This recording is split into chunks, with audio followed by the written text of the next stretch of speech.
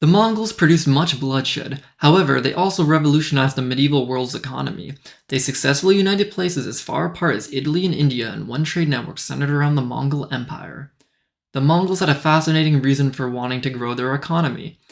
They believed that objects of wealth were not merely physical, but also spiritual. In order to keep the world balanced, a Mongol Khan needed to ensure that he circulated the spiritual essence of goods amongst his people. If he did not, the Mongols believed that the spirits of the dead would punish the living. Beyond the bonus of appeasing the dead, the redistribution of the Khan's immense wealth allowed his people to start businesses and trade amongst themselves and with foreign merchants, whom the Mongols wished to come to their empire. The Mongols knew that if they wanted to attract foreign merchants, they would need to accommodate their religious needs.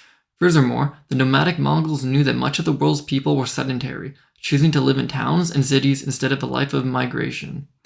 The Mongols addressed both needs by building walled cities for merchants and artisans, which contained churches, mosques, and Buddhist temples. Sometimes, Khans went further than simply accommodating needs. Great Khan Gayok had a luxurious palace built in the city of Emil for important foreign merchants to live in. The Mongol Empire also made travel throughout Eurasia significantly easier for merchants. The Mongols supervised the two major trade routes of the Silk Road, the northern and the southern roads.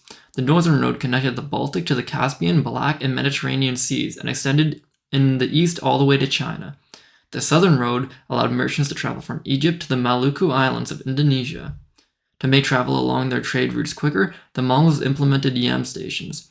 If a traveler wore their horse, they could stop by a yam station to exchange it for a well-rested horse.